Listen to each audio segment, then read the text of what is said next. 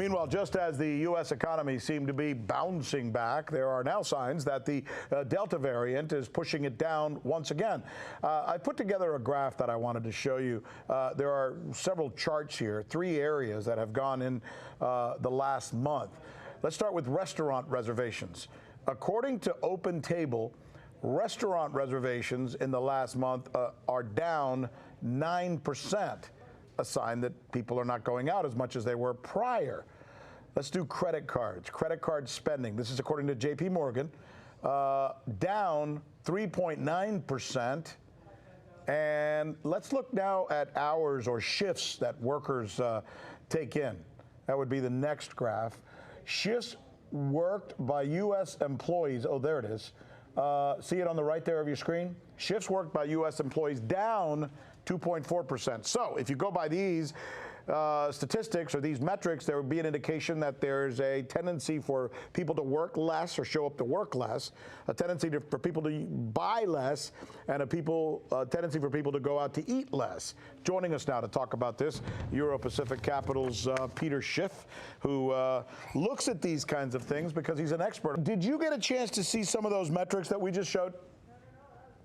No, what metrics? All right, so I'll take you through some of them again. Credit card spending, according to JP Morgan the last month, down 3.9%. U.S. employees are working 2.4% less or showing up to work less. And according to OpenTable, Americans are down 9% as far as making reservations at restaurant.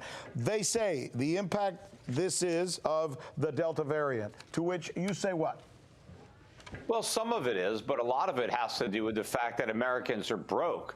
You know, first of all, they already have a lot of credit card debt. The problem is, though, prices are rising.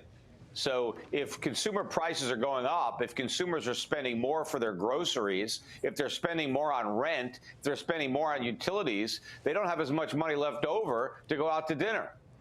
So you think that some of that helicopter money that was bantered about by both Mr. Trump and now Mr. Biden, and actually, if you want to go back far enough, Mr. Obama as well for a different cause, and the fact that it's no longer being distributed is making people now reserve their ability to go out and spend money, right?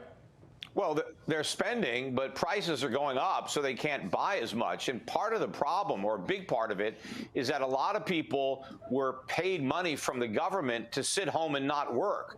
So that is a problem for 2 reasons. That people are no longer, out producing. They're not adding goods and services into the economy, but they're getting all sorts of money to buy the goods and services that they no longer help produce. So this means you have less supply and you have more demand, and that puts added pressure on prices to go up. Yeah, and that's the opinion of a lot of people who look at the markets and, like you, tend to believe that the government should kind of keep its hands out of the market. So I would imagine if I asked you the question of should the government get back in, given that the Delta variant is now causing stress, to go in and manipulate it again as they did in the past, you would probably say, no, hell no, we should not get back in there because it causes more harm than it does good, correct?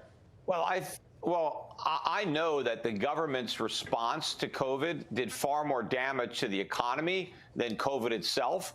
And I think had the government not taken these actions, we'd be in a lot better shape. And people have to understand that there is a heavy cost that we're going to have to pay. A lot of people don't realize that because the government didn't raise anybody's taxes to fight this war on COVID. In fact, a lot of people got checks from the government. People that stopped working got bigger checks from the government than they got from their employers. All sorts of small business owners got free money for the government. They called it a forgivable loan, but all the loans were forgiven. They were grants. But the way we're going to pay the price for this is through inflation. Prices are going to skyrocket, and all those higher prices amount to a tax. This is the tax we're paying for bigger government. And unfortunately, government is going to get a lot bigger in the years ahead, and so the inflation tax is going to get a lot heavier. Hey, 30 seconds left. I got to ask you a question about what we're seeing earlier in the day in Afghanistan. These rare earth minerals, do you think that's at play at this point? Well, I think all real resources are going to go up because when you're in an inflationary time period, you're destroying the value of paper. And so you need more and more paper to buy real stuff. And, those rare earth minerals would certainly qualify as real stuff, and prices are going higher. Peter Schiff. Boy, it's great to talk to you, Peter. Hey, you look great, man. Thanks so much for joining us, by the way. Thank you.